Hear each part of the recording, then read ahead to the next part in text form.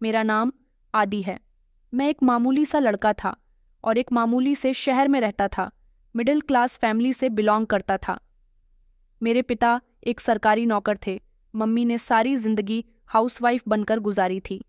मैं पढ़ाई में शुरू से ही अच्छा था, इसीलिए मेरे पेरेंट्स को मुझसे बहुत उम्मीदें थीं। कम से कम इतनी कि मैं उनके घर का बोझ उठा सकूं। मेरा एडमिशन यूनिवर्सिटी में हुआ। यहाँ की दुनिया मेरे लिए नई थी। यह सबके चेहरे मेरे लिए अलग अलग थे। एक दिन जब मैं लेक्चरर हॉल में दाखिल हुआ तो एक चेहरा ऐसा था जो सबसे अलग था। उसकी आंखों में अजीब सी चमक थी। उसका नाम परिणीति था। शुरू में तो सिर्फ हम दोनों के बीच में हेलो हुई, फिर ग्रुप में असाइनमेंट करते करते बातें बढ़ती गई। अब हम दोनों की बातें असाइनमेंट से निकलकर पर्सनल तक पहुंच गई थीं। मुझे कहानी लिखने का बहुत शौक था। एक दिन परिणीति ने कहा कि अगर तुम मेरी जिंदगी पर कहानी लिखो तो मुझे पहले पढ़ाना। मैंने दिल ही दिल में सोचा कि अगर तुम मेरी जिंदगी का हिस्सा बन गई तो मैं तुम पर पूरी किताब लिख दूंगा। हम दोनों की दोस्ती धीरे धीरे मोहब्बत में बदल गई। हम दोनों ने एक दूसरे से मोहब्बत का इकरार कर लिया था। मैंने एक दिन परिणीति से कहा कि तुम्हारे बिना सब कुछ अधूरा लगता है।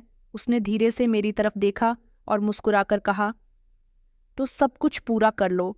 मैंने इस बारे में अपने पेरेंट्स से बात की तो पापा ने पहले तो मुझे हैरानी से देखा, फिर कुछ देर सोचते हुए कहने लगे कि बेटा, लड़की कौन है, क्या करती है। मैंने उनको बताया कि वो यूनिवर्सिटी में मेरे साथ पढ़ती है। उसका नाम परिणीति है। बहुत अच्छी और शरीफ लड़की है। मम्मी ने कहा कि फैमिली कैसी है। मैंने उनको परिणीति की फैमिली के बारे में भी सब कुछ बता दिया। काफ़ी देर की बातचीत के बाद वो लोग मान गए। वो मेरी खुशी के लिए परिणीति के घर रिश्ता ले गए। परिणीति के पेरेंट्स भी इस रिश्ते के लिए मान गए थे। खुशी की वजह से हम दोनों के आंसू निकल आए थे। हमें लगता था कि हमारी शादी पॉसिबल नहीं है, मगर अब सब कुछ पूरा हो गया था। यूनिवर्सिटी के दिन बदलने लगे थे। हम सिर्फ स्टूडेंट नहीं रहे थे, बल्कि एक दूसरे के बंधन में बंध चुके थे। मैं ऊपर वाले का शुक्रगुजार था कि मेरी जिंदगी में एक ऐसी लड़की शामिल हो रही थी जो मेरे सपनों से ज़्यादा सुंदर थी, मेरी सोच से ज़्यादा समझदार थी, मुझे सबसे ज़्यादा प्यार करने वाली थी। मुझे नहीं पता था कि आगे क्या होने वाला है, पर उस समय मुझे लगा कि मेरी दुनिया पूरी हो गई है। एक दूसरे के साथ बहुत सारे वादे किए थे, लेकिन शायद दिल के वादे हमेशा टूट जाते हैं। पढ़ाई पूरी होने की देर थी कि दोनों के घर में शादी की तैयारियां शुरू हो गईं। मेरी नौकरी भी लग गई थी और फिर फाइनली शादी का दिन भी आ गया जब मेरी जिंदगी में परिणीति को हमेशा के लिए शामिल होना था। शादी की कुछ रस्में पूरी हुई तो जूता चुराई का समय आया था।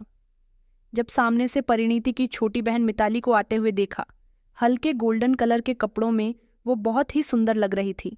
आज मैंने पहली बार उसे देखा था, क्योंकि अभी तक मेरा उसे सामना नहीं हुआ था। सिर्फ मैंने उसे फोटोज में ही देखा था। उसे देखकर मैं बस देखता ही रह गया। ऐसे लगा जैसे वक्त रुक सा गया है। उसकी आंखों में मासूमियत थी जो मुझसे कुछ कह रही थी। उसने जूता चुराई की रस्म की तो मैं सब कुछ भूल गया, बस बार बार उसके चेहरे को ही देखता रहा। विदाई का समय आया और विदाई के समय परिणीति के पिता ने मुझसे कहा कि बेटा, हम तुम्हें अपनी बेटी दे रहे हैं, बस इसका बहुत ध्यान रखना। हमने सारी जिंदगी इसे बहुत प्यार से रखा है। उनको भरोसा दिलाया कि मैं आपकी बेटी को आपसे भी ज्यादा प्यार दूंगा। उसी दौरान मिताली बार बार मेरे सामने आ रही थी। कोशिश कर रहा था कि उसे नज़रअंदाज करूं, लेकिन जैसी आंखें उसे देखने के लिए बेबस हो रही थीं। विदाई के बाद गाड़ी में परिणीति खामोश बैठी हुई थी। मैंने धीरे से कहा कि डरी हुई हो? उसने कहा कि नहीं, बस सबको छोड़कर जाने का दुहक है। घर जाकर परिणीति का धूमधाम से स्वागत किया गया। हमारी शादी की पहली रात बहुत अच्छे से गुजर गई। शादी को 2 दिन गुजर गए थे जब परिणीति की फैमिली ने हमें खाने पर इनवाइट किया। जब हम वहां पर गए तो मेरी नज़र सबसे पहले मिताली पर गई, जो कि आज भी बहुत सुंदर लग रही थी। हम सब लोग जब खाना खाने के लिए बैठे तो वो बार बार कभी मुझे कोई चीज़ पकड़ाती तो कभी कोई चीज़, बार बार कहती कि लीजिए ना जीजू। चावल की प्लेट देते समय अचानक उसका हाथ मेरे हाथ से टकरा गया। मुझे बहुत अजीब सा महसूस हुआ। परिणीति ने मुस्कुराकर कहा कि मेरी बहन हर काम में बिल्कुल परफेक्ट है, आपको वक्त नहीं लगेगा। इसे पसंद करने में परिणीति ने ये बात शायद मजाक में कही थी, लेकिन मेरे दिल में जैसे जगह कर चुकी थी। उसके बाद हम लोग मिताली के कमरे में गए। परिणीति ने अपने बचपन की एल्बम निकालकर मुझे दिखाई। उसने बताया कि मिताली के जन्म की तस्वीरें हैं और हमारी फैमिली ट्रिप की। मैं कोशिश कर रहा था कि परिणीति पर ध्यान रखूं, लेकिन तस्वीर में मिताली मुझे अपनी तरफ खींच रही थी। कुछ दिन बाद हमारे घर मेरे ससुराल वालों को इनवाइट किया गया। जब वहां पर मिताली आई तो घर के सब लोगों से बहुत अच्छे से बात कर रही थी। कुछ दिन और गुजर गए। मैं और परिणीति नए घर में शिफ्ट हो गए। हमारी जिंदगी की नई शुरुआत हो गई थी, लेकिन मिताली का ख्याल मेरे दिल से निकलने का नाम नहीं ले रहा था। मैं कभी कभी बहाना बनाकर परिणीति से कहता कि चलो तुम्हारे घर चलते हैं, मम्मी पापा का हालचाल पूछ लेते हैं। वो खुशी खुशी वहां जाने के लिए तैयार हो जाती और मुझे वहां पहुंचकर मिताली को देखकर जैसे सुकून मिलता था। मिताली की सुंदरता धीरे धीरे मेरे दिल में जगह बना रही थी। बस वो दिन मेरी जिंदगी का पहला दिन था, लेकिन शायद जिंदगी सिर्फ परिणीति के साथ नहीं, किसी और की झलक भी उसमें शामिल हो चुकी थी। हम दोनों की शादी के बाद जैसे सब कुछ नॉर्मल सा होने लगा था। परिणीति जल्दी उठती थी, नाश्ता बनाती थी, मुझे ऑफिस के लिए तैयार करती। मैं कुछ देर अखबार पढ़ता, फिर चाय के कप के साथ रोज की खबर सुनता। शाम को घर आता तो वो दरवाजे पर मेरा इंतजार कर रही होती थी, ऐसे जैसे हम दोनों के बीच पहले जैसी मोहब्बत अभी तक कायम हो। लेकिन ये सब एक अलग सिस्टम लगने लगा था। एक दिन इत्तेफाक से परिणीति ने कहा कि मम्मी का फ़ोन आया था, कह रही थी कि तुम लोग आजकल घर नहीं आ रहे हो। मुझे तो जैसे बहाना मिल गया था। मैंने फ़ौरन ही कहा कि चलो संडे चलते हैं, तुम भी अपने फैमिली को याद कर रही होगी। मेरे दिल में एक अजीब सी हलचल थी।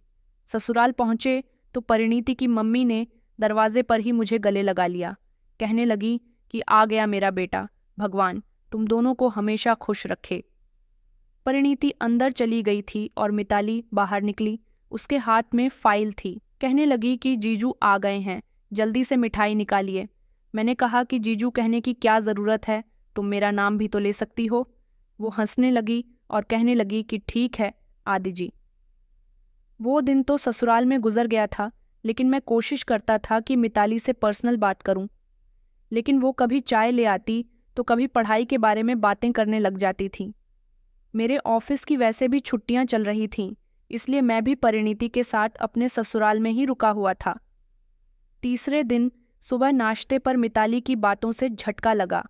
उसने अपनी मम्मी की तरफ देखते हुए कहा कि मम्मी, उस दिन अनीता आंटी, उन्होंने कहा था कि वो दशहरे के बाद इंगेजमेंट रखना चाहती हैं।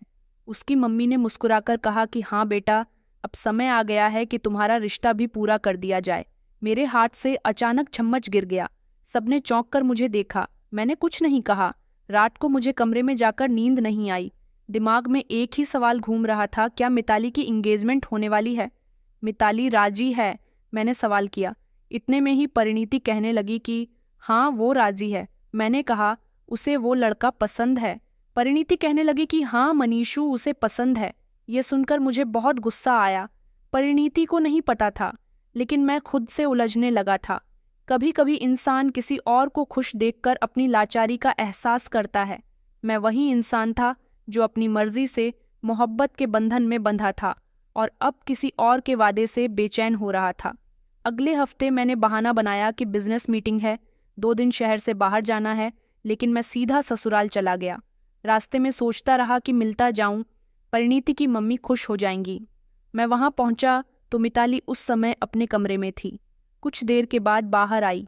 उसने शरारत से पूछा कि आप सच में बिजनेस के काम से आए हैं या फिर हमसे मिलने के लिए? मैंने मुस्कुराकर जवाब दिया कि दोनों। उस दिन मिताली का बिहेवियर बहुत फ्रेंडली था, लेकिन मैं उसकी हर बात में कोई इशारा ढूंढने लगा। उसने बताया कि मनीष काफ़ी बिजी रहते हैं, कभी फ़ोन तक नहीं करते। मैंने बेदिल्ली से कहा कि तुम्हें कोई ऐतराज़ है उससे सगाई पर? उसने कहा कि नहीं, ये रिश्ता मेरे पेरेंट्स की खुशी से हुआ है। अब तो आदत हो गई है। मैंने घर वापस जाकर परिणीति को कहा कि मिताली की पढ़ाई पूरी होने के बाद ही उसकी शादी करना ज़्यादा बेहतर है। परिणीति कहने लगी कि हाँ, उसके अभी तो सेमेस्टर बाकी हैं। मैं खामोश हो गया, लेकिन दिमाग पूरी तरह से जाग चुका था। खुद को संवारने के बजाय अंदर से बिगड़ने लगा था और किसी को आइडिया नहीं था कि मैं क्या सोच रहा हूँ। शायद मुझे खुद भी नहीं पता था कि मैं किस रास्ते पर जा रहा हूँ। सुबह ऑफिस, शाम को घर और बीच में कुछ दोस्तों के साथ मुलाकात या बाजार का चक्कर। परिणीति तो घर ही संभाल रही थी और अब उसकी तबीयत में बदलाव आने लगा था। एक दिन उसने खामोशी से मेरे सामने रिपोर्ट रखी। मैंने कहा कि ये क्या है?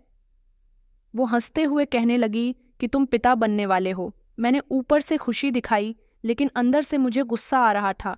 दिल में जैसे किसी ने रुकावट पैदा कर दी हो। खुशी थी, लेकिन एक कमजोरी मेरे अंदर शोर मचा रही थी। परिणीति अब पहले से ज्यादा अपना ख्याल रखने लगी थी, मेरी सेहत के साथ साथ अपने खाने पीने का भी।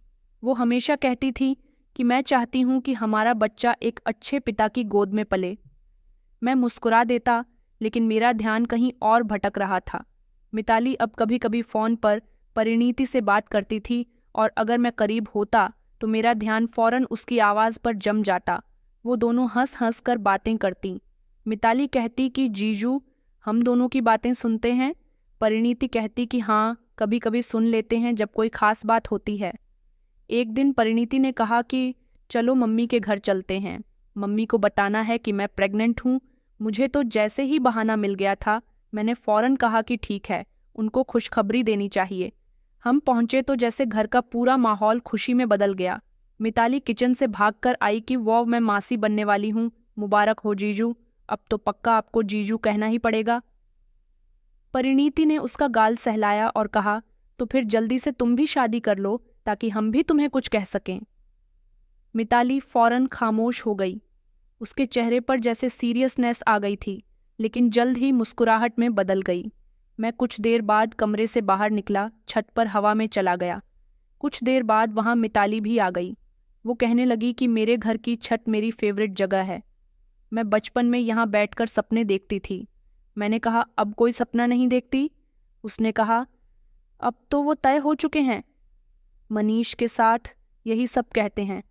मैंने हल्के से मुस्कुराते हुए कहा कि बस सब कहते हैं, इसलिए तुम नहीं चाहती? उसने मेरी तरफ देखा, आंखों में कुछ लहरें ठहरीं। आपको क्या फर्क पड़ता है? मैंने उसकी तरफ झुककर कहा, अगर तुम खुश नहीं हो तो फर्क पड़ता है। वो तड़प कर कहने लगी, तो आप ये बात मनीष को क्यों नहीं कहते? उनसे तो आपकी काफ़ी दोस्ती हो गई है। वो ठीक कह रही थी। उसकी खातिर मैंने उसके होने वाले पति से दोस्ती कर ली थी। मैं खामोश हो गया और वो गुस्से में नीचे चली गई। कमरे में परिणीति ने मिताली को कहा, क्या हो गया है? चील छली सी लग रही है। अगले दिन वापसी पर परिणीति ने कहा कि मुझे तो लगा कि तुम खुश हो गए पिता बनने पर, लेकिन तुम्हारा बिहेवियर तो अजीब सा हो गया है।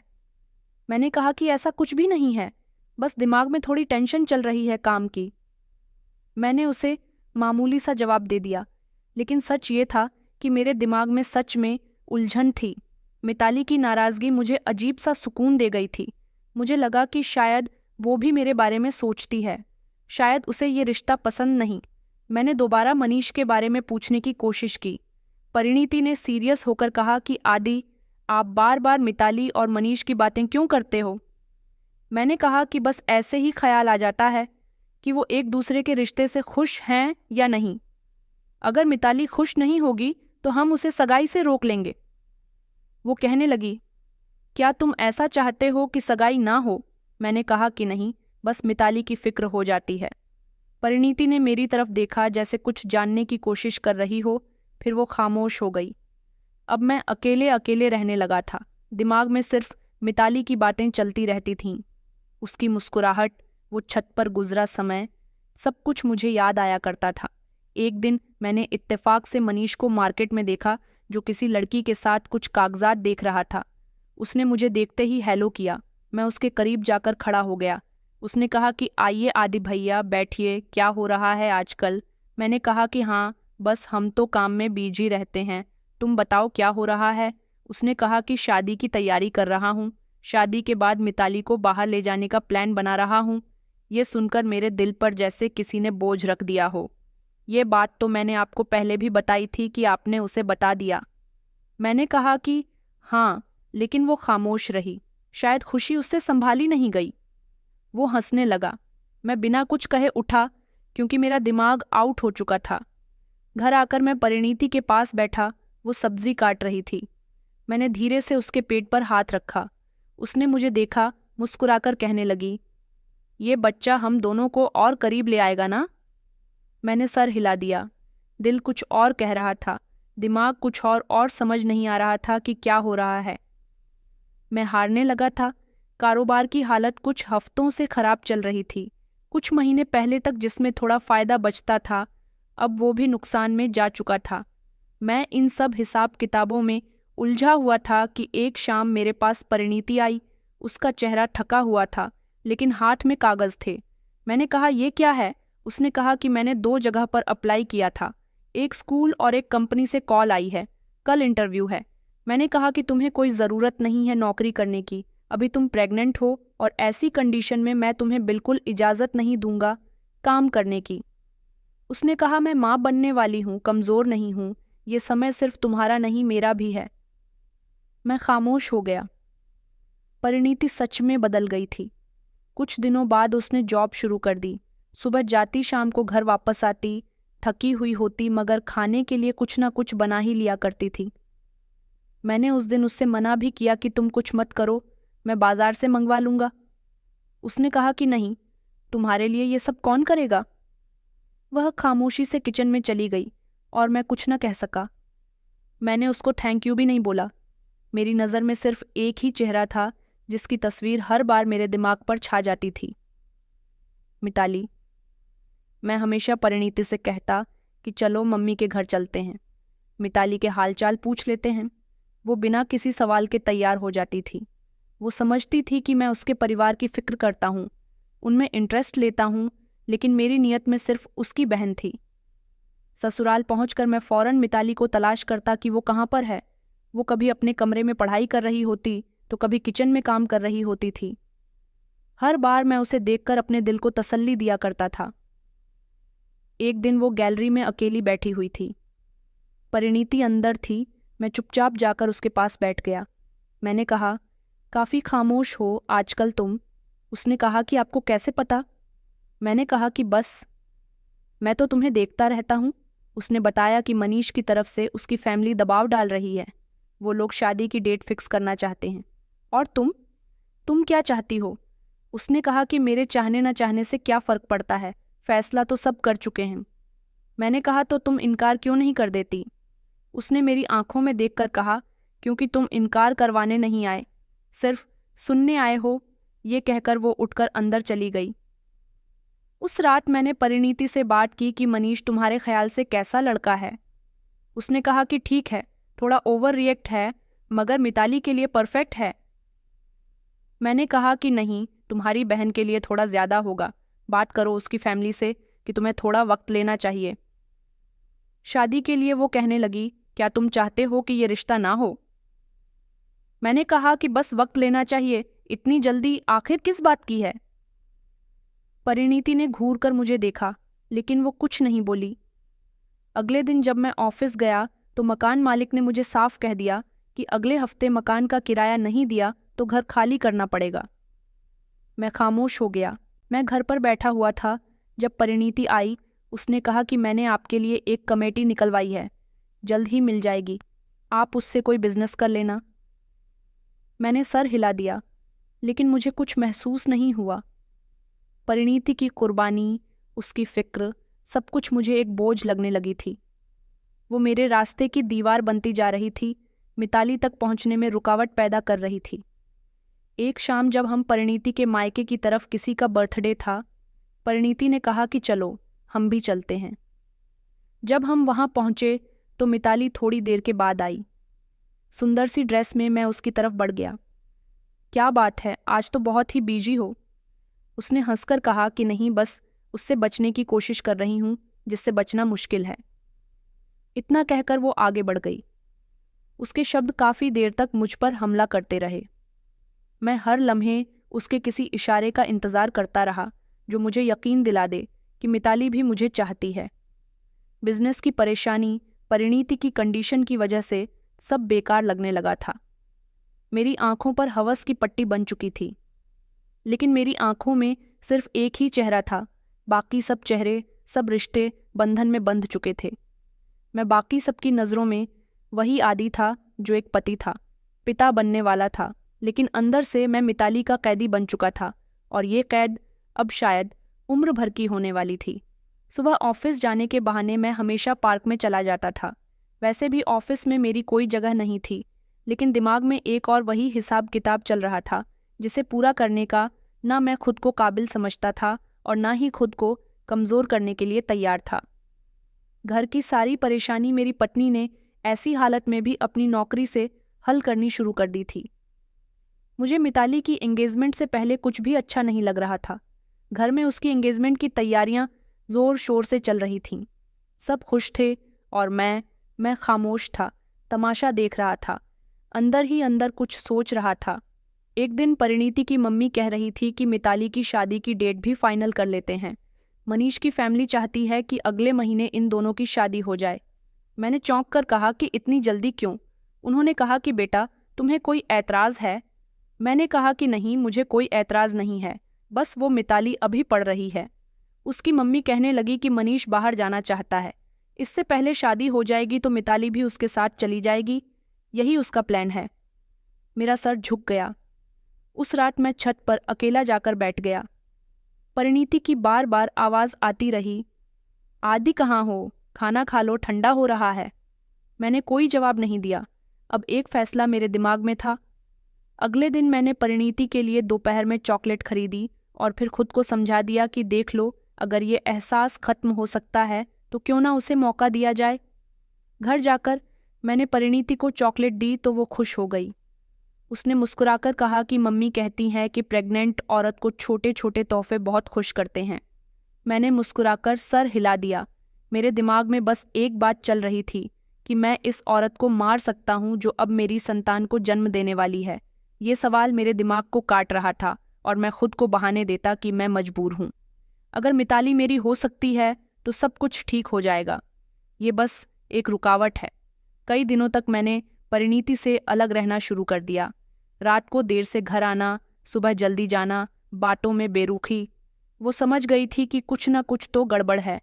एक शाम उसने मुझसे पूछा कि आदि, क्या मैं तुम्हारे लिए अब बोझ बन गई हूँ? मैंने चौंक कर उसकी तरफ देखा। उसकी आंखों में आंसू थे। मैंने कहा कि तुम ऐसा क्यों सोचती हो? उसने कहा कि आपका बिहेवियर से ऐसा लगता है।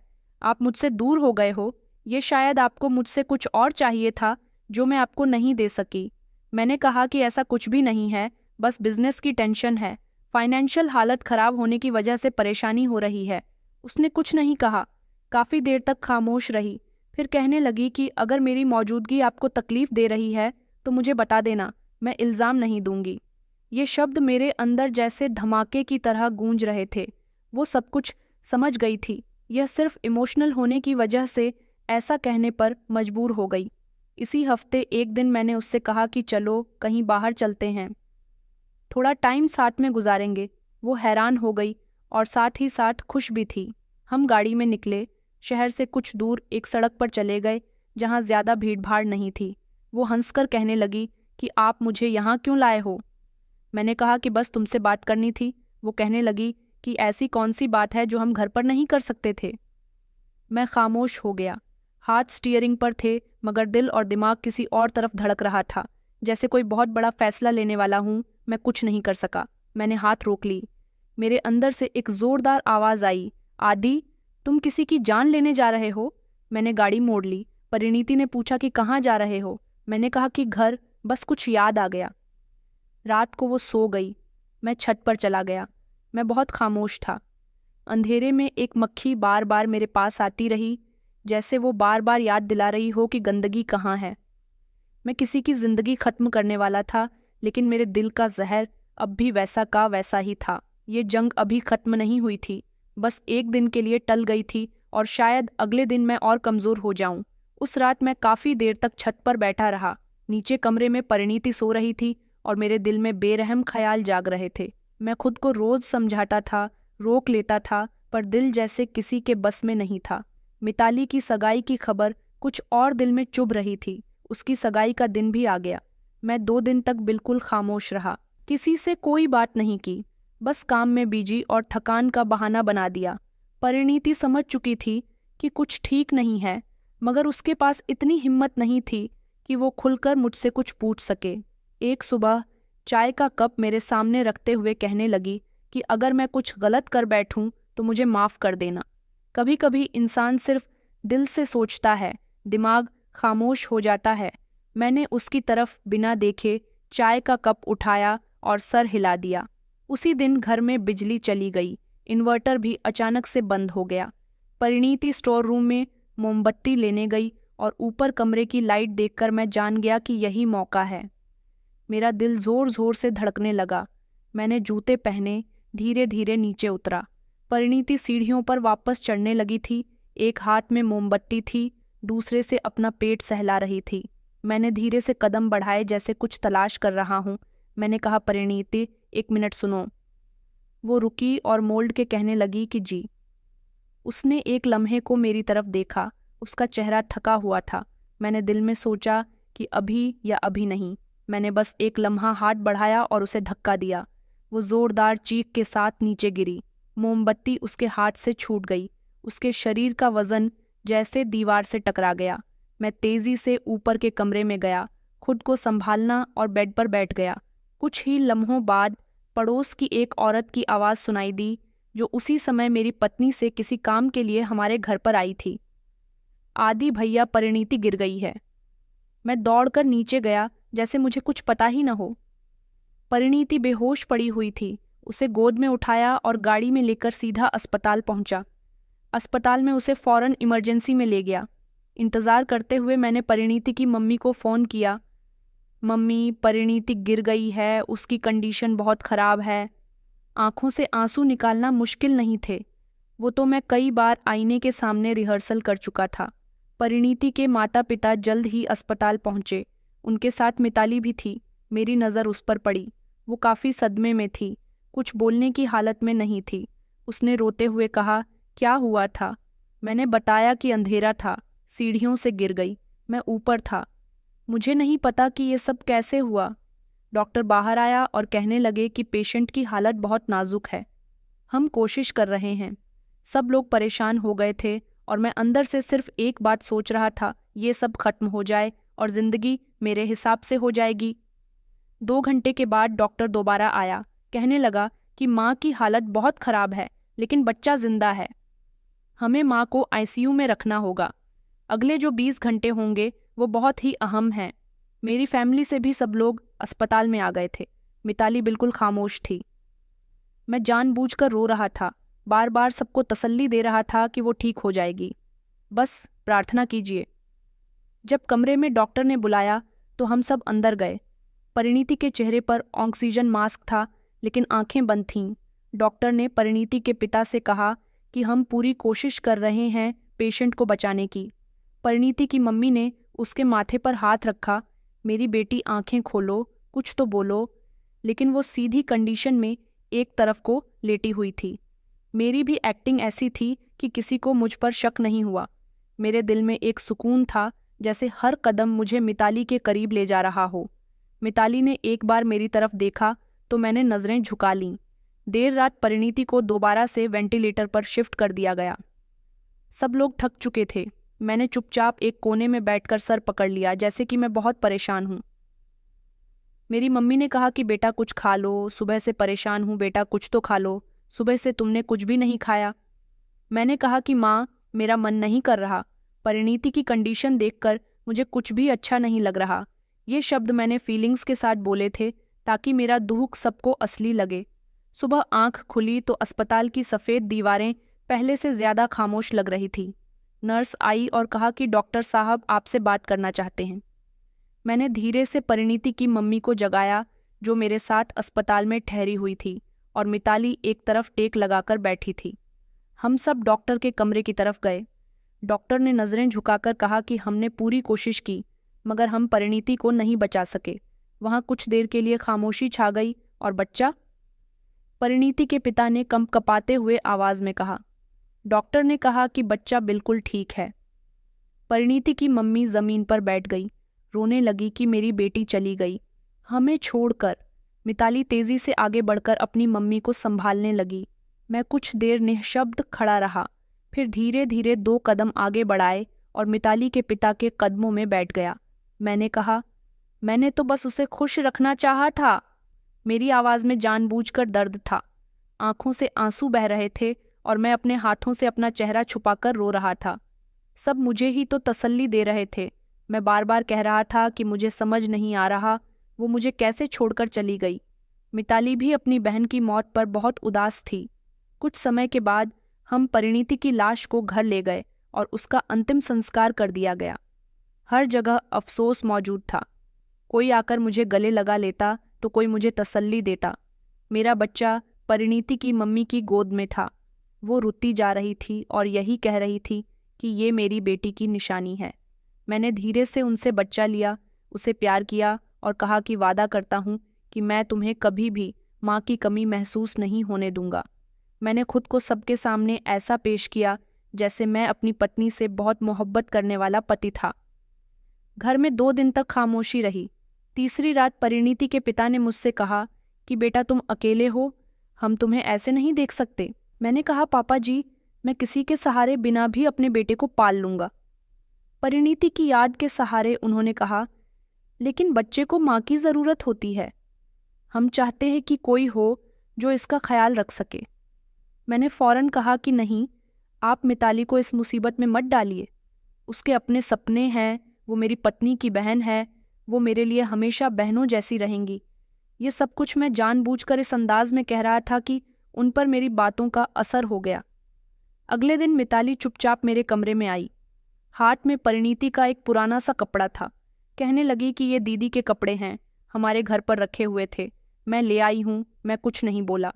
वो कमरे से जाने लगी तो मैंने कहा, मिताली तुम्हें कभी ये महसूस हुआ है कि हम। उसने फौरन मेरी तरफ पलटकर देखा, फिर कहने लगी कि कभी नहीं। इतना कहकर वो बाहर चली गई। मेरे चेहरे पर एक हल्की सी मुस्कुराहट उभरी, जैसे मंजिल अब मेरे ज्यादा दूर नहीं, मैंने सबके दिल जीत लिए थे। अब अगला कदम सिर्फ वक्त का था। अगले दिन मैं अपने बेटे को गोद में लेकर बैठा हुआ था, खामोश था। लगातार यही सोच रहा था कि लोग कितनी जल्दी दुख पर यकीन कर लेते हैं और कुछ ऐसे शब्द जो दिल को छू जाए, वही इंसान जो असल में मुजरिम होता है, सबको मासूम नजर आने लगता है। एक दिन परिणीति के पिता मेरे पास आए और कहने लगे कि बेटा, हमने बहुत सोचा, इस बच्चे को माँ की ज़रूरत है, हम तुम्हें अकेला नहीं छोड़ सकते। मैंने कहा, पापा जी प्लीज़ ऐसी बातें ना करें मेरे लिए, अब मेरी पत्नी की जगह कोई नहीं ले सकता। उन्होंने कहा कि ये बच्चा एक माँ के बिना कैसे रहेगा, तुम्हारी जवानी, तुम्हारी ज़िंदगी का क्या होगा। हम नहीं चाहते कि तुम सारी ज़िंदगी अकेले रहो। ऐसा लगा जैसे वो आगे भी कुछ कहना चाहते हैं लेकिन रुक गए। फिर कहने लगे कि अगर तुम चाहो तो मिताली। मैंने ये सुनते ही कहा कि नहीं, ये क्या कह रहे हैं। मिताली मेरी पत्नी की बहन है, वो बच्ची है, उसे मैं कैसे। उन्होंने मेरे सर पर हाथ रखा और कहने लगे कि नहीं, अब वो बड़ी हो गई है और वो इस बच्चे की मासी है, उसे माँ से बढ़कर प्यार देगी। परिणीति के पिता ने कहा, ये रिश्ता सबके लिए बेहतर होगा। मैं खामोश हो गया। मैंने कहा, और मिताली की क्या मर्जी है। उन्होंने कहा कि वो हम देख लेंगे बेटा। मैंने कहा कि ठीक है, आप मुझे थोड़ा वक्त दीजिए, मैं सोच कर बताता हूँ। उस रात मैंने फिर मिताली को खामोशी से गैलरी में बैठे देखा। उसके हाथ में परिणीति की डायरी थी, शायद कुछ पढ़ रही थी। मैं करीब गया तो उसने जल्दी से डायरी बंद कर दी। मैंने कहा कि काफ़ी दिन हो गए हैं तुमसे बात किए हुए। उसने कहा कि अब बात करने के लिए बचा ही क्या है। मैंने कहा कि तुम बदल गई हो। उसने कहा कि नहीं, तुम बदले हो, बेनकाब हुए हो। उसके शब्द नरम थे लेकिन बहुत खड़े थे। मैंने कहा, तुम्हारे पापा हम दोनों के रिश्ते की बात कर रहे थे, पता है तुम्हें। उसने कहा कि हाँ, और तुम इनकार कर रहे हो। मैंने कहा, क्योंकि मैं नहीं चाहता कि तुम अपनी ज़िंदगी मेरे और इस बच्चे के लिए कुर्बान कर दो। उसने कहा कि तुम चाहो या ना चाहो, मैं तो देख रही हूँ कि कब तक तुम झूठ बोलना बंद करोगे। मैंने कहा, मैंने क्या झूठ बोला है। उसने कहा कि यही कि तुम इनकार कर रहे हो, तुम्हारे दिल की चाहत कुछ और है। मैं खामोश हो गया और वो चली गई। मैं सोचता रहा कि अब सच और झूठ से ऊपर कोई नहीं रहा, सब कुछ दिखावे का हिस्सा बन चुका है। मेरे जाते समय उसके पेरेंट्स ने कहा कि हम मिताली की मर्जी पूछ लेंगे, मगर तुम उससे बात करो, उसके दिल के हालात समझो। मैंने कहा, मैं उस पर दबाव नहीं डालना चाहता। मैंने घर वापस आकर बच्चे को गोद में लिया। दरवाज़ा हल्का सा खुला हुआ था तो वो भी मेरे पीछे पीछे मेरे घर आ गई। उसके हाथ में दूध की बोतल थी। कहने लगी कि बच्चे के लिए लाई हूँ। मैंने धीरे से कहा कि ये तुम्हारी बहन की निशानी है, इसलिए इसे संभाल रही हूँ, ना बुरे की। फिर कहने लगी कि सबके सामने जो चालाकी तुमने की है ना, वो कामयाब लगती है, पर जो अंदर से जानते हैं उनके सामने तुम खाली हो। मैं खामोश रहा। वो चली गई थी, मगर उसकी बातें बड़ी अजीब थीं। 1 महीना गुजर चुका था। परिणीति के जाने के बाद सब कुछ खामोश था। परिणीति के पेरेंट्स हमारे घर मुझसे और बच्चे से मिलने के लिए आते थे और कहकर जाते थे कि हम सोच रहे हैं तुम्हें अकेला नहीं रहने देंगे। एक दिन उसके पिता ने मुझे बताया कि मिताली ने हाँ कर दी है और हम शादी की तारीख तय करना चाहते हैं, अगले हफ्ते की। मैंने कह दिया कि जैसा आप लोग ठीक समझे। दिल में खुशी की लहर दौड़ रही थी। मैं जो चाहता था अब मुझे मिलने वाला था। शादी वाले दिन सब कुछ सिंपल लग रहा था। बच्चा मेरी गोद में था, मैं खुश था। मिताली कमरे से बाहर निकली तो सबकी नज़रें उस पर थीं। वो बहुत ही सुंदर लग रही थी, मगर उसकी आंखों में न कोई अफसोस था न शर्म थी, बस ये खामोशी थी, जैसे अंदर कुछ बोल रहा हो। हम दोनों की शादी हुई तो वो विदा होकर मेरे घर आ गई थी। विदा होते समय उसके माता पिता ने उसे कहा था कि तुम अपनी बहन की जगह जा रही हो, उसके पति और बेटे का बहुत ख्याल रखना।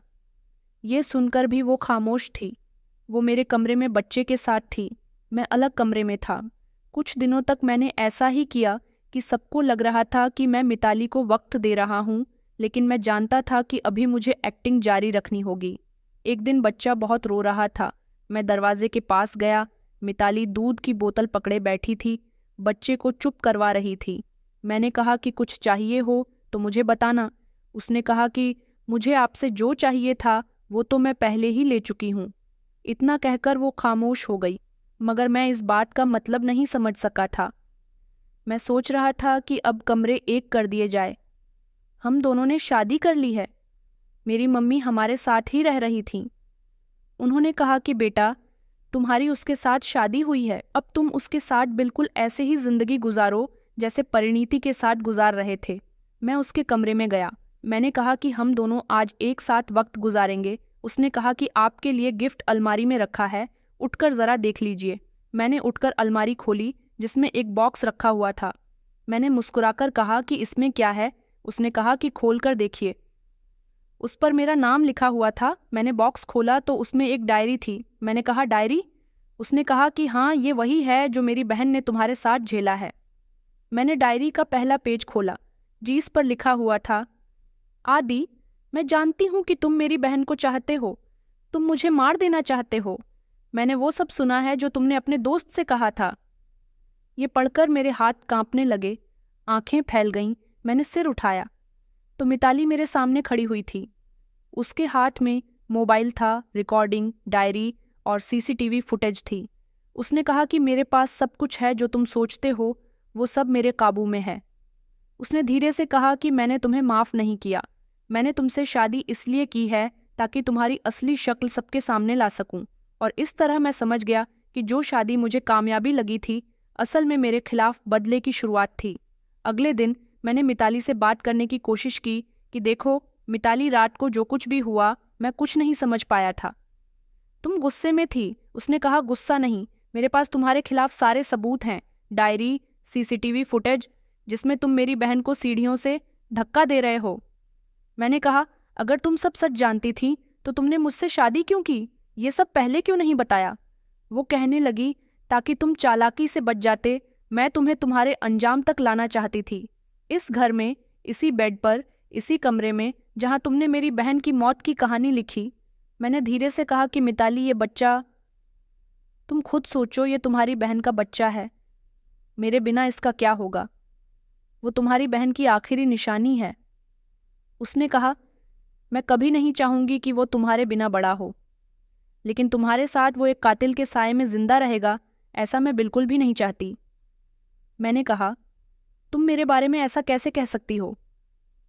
वो कहने लगी, क्योंकि मैं जानती हूं कि तुमने क्या किया है। उसने कबर्ड खोली और एक रिकॉर्डिंग निकाली और कहने लगी कि ये वो कॉल है जो तुमने अपने दोस्त को की थी, जिसमें तुमने कहा था कि मेरा दिल चाहता है कि मैं परिणीति को रास्ते से हटा दूं। वो रिकॉर्डिंग सुन रही थी जिसमें मेरी ही आवाज़ थी, मुंह से बार बार सुन रही थी। मैं सहम गया। मैंने कहा, ये सब तुमने कैसे रिकॉर्ड किया? उसने कहा कि तुम भूल गए कि तुम्हारे फ़ोन की बैकअप सर्विस ऑन थी और तुमने मुझे कभी ये नहीं बताया कि तुमने क्या छुपाया था। मैं खामोश हो गया। मिताली ने एक और फाइल मेरे सामने रखी। ये सीसीटीवी फुटेज है पड़ोस के घर की, जिसमें तुम परिणीति को धक्का दे रहे हो। मैंने मोहल्ले वालों से खुद लेकर अपने पास रखी। मैंने कहा, तुम क्या चाहती हो? उसने कहा कि मैं चाहती हूँ कि तुम जेल जाओ, लेकिन जाने से पहले एक और काम करना। ये डिवोर्स के पेपर हैं, इन पर साइन कर दो। मैंने वो कागज़ देखे, मेरे हाथ कांपने लगे। डिवोर्स के बाद बच्चा मैं अपने पास रखूँगा। वो कहने लगी कि नहीं, बच्चा मेरे पास रहेगा, फैसला अदालत का होगा। तुम्हारी हरकतें देखकर और तुम्हारे सारे सबूत देखकर अदालत कभी भी बच्चे को तुम्हारे पास नहीं जाने देगी। मैंने पेपर्स पर साइन किया। मेरे शरीर से पसीना बह रहा था। उसने कहा कि मैं पुलिस को फ़ोन कर चुकी हूँ, थोड़ी ही देर में पुलिस पहुँचने वाली है। मैंने कहा, मिताली प्लीज़ मुझे एक मौका दे दो, मैं बदल जाऊँगा। मौका? कैसा मौका? तुमने मेरी बहन को मौका दिया था। तुमने तो उसे एक भी मौका नहीं दिया। वो माँ बनने वाली थी, तुमने उसकी ज़िंदगी छीन ली। अब तुम्हें भी वही मिलेगा जो तुमने किया। दरवाजे पर दस्तक हुई। मिताली ने खामोशी से दरवाज़ा खोला। पुलिस अंदर आई, मुझसे पहचान पूछी और हथकड़ियाँ लगा दीं। आपको परिणीति की मौत के केस में गिरफ्तार किया जाता है। मिस्टर RD शर्मा, आपके खिलाफ सबूत मौजूद है। मैंने आखिरी बार मिताली की तरफ देखा कि तुमने मुझे बर्बाद कर दिया, तुमने अच्छा नहीं किया। वो कहने लगी कि नहीं, तुमने खुद को बर्बाद किया है। मैं तो सिर्फ दुनिया को हकीकत दिखा रही हूँ। पुलिस मुझे अपने साथ ले जा रही थी। मोहल्ले के सारे लोग मेरा तमाशा देख रहे थे। ये वही मोहल्ला था जहाँ कभी सब लोग मेरी तारीफ किया करते थे। अब मैं सबके सामने शर्मिंदा हो रहा था। मेरी मम्मी ने रोते हुए पूछा कि क्या हो गया मेरे बेटे को, कहाँ ले जा रहे हो? ये सब झूठ है, वो ऐसा नहीं कर सकता। वो तो परिणीति से बहुत मोहब्बत करता था। मैंने कुछ नहीं कहा, बस खामोशी से चलता रहा, क्योंकि अब मेरे पास कोई झूठ बाकी नहीं रहा था, सिर्फ सच था जो सबके सामने आ चुका था। जेल का दरवाज़ा बंद हुआ तो जैसे पूरी दुनिया मेरे पीछे खामोश हो गई हो। एक समय था जब सब मुझे एक समझदार और पढ़े लिखे आदमी का बेटा कहा करते थे, एक समझदार इंसान समझते थे। आज मेरी पूरी पहचान बदल चुकी थी। मैं एक मुजरिम और एक कातिल बन गया था, एक धोखेबाज इंसान था। पहले दिन हवालात की दीवारों को लगातार घूरता रहा। मुझे अपनी पत्नी की याद आ रही थी, वो पत्नी जिसने मेरे लिए कितनी कुर्बानियाँ दी थीं और मैंने उसके लिए क्या किया। उसकी बहन पर मेरी नज़र क्या जम गई। मैं उसकी मोहब्बत को भूल गया, उसकी कुर्बानियों को भूल गया, उसकी उन बातों को भूल गया जब वो शादी से पहले मुझसे कहा करती थी कि कभी मुझे मत छोड़ना। मैं तुमसे बहुत मोहब्बत करती हूँ, हम दोनों साथ मिलकर ज़िंदगी बिताएंगे। हम दोनों ने न जाने कितने सपने देखे थे, और फिर एक दिन मेरी नीयत में बदलाव आ गया और फिर सब कुछ बदल गया, सब कुछ बर्बाद हो गया। मिताली ने बिल्कुल सही कहा था कि मैंने अपने हाथों से सब कुछ बर्बाद कर लिया। मैं चाहता तो अपनी औलाद की खातिर अपने दिल से गलत ख्याल निकाल सकता था, लेकिन मैंने ऐसा नहीं किया। मैंने अपनी उस पत्नी को जान से मार दिया जो मेरी खुशी की खातिर खुद को परेशानियां दे रही थी, जिसने मेरी सारी परेशानियों को अपने सर पर ले लिया था। एक पुलिस वाले ने पानी का ग्लास सामने लाकर रखा तो पहली बार ऐसा लगा कि वक्त मुझसे अब बदला लेगा। अब शायद देने का वक्त है। 2 दिन बाद मिताली जेल में मजिस्ट्रेट के सामने पेश हुई। वो खामोशी से आई। जज के सामने उसने डिवोर्स के पेपर्स जमा किए और बिना कुछ बोले कागजात पर सिग्नेचर कर दिए। मेरी नज़र उस पर जमी हुई थी, लेकिन उसने एक बार भी मेरी तरफ नहीं देखा। अदालत ने मेरा मुकदमा रोज आगे बढ़ाया। वकील ने सफाइयाँ दी। मैंने कहा कि मैंने उसे नहीं मारा, वो एक हादसा था। अदालत ने मेरा वीडियो चलाया, वो रिकॉर्डिंग सुनाई जिसमें मैं अपने दोस्त से बात कर रहा था, और वो डायरी जिसमें मेरी पत्नी की मौत की प्लानिंग का दर्द था। अदालत ने अपना फैसला सुनाया और मुझे उम्र कैद की सज़ा सुना दी। मैं चुपचाप रहा, अपने परिवार और अपने ससुराल वालों की नज़रों में गिर गया था। वो लोग जो कभी मेरी बहुत इज्जत किया करते थे, आज मुझे कोस रहे थे। मुझे मेरे की सज़ा मिल रही है। यहाँ की दिन रात बहुत अलग होते हैं।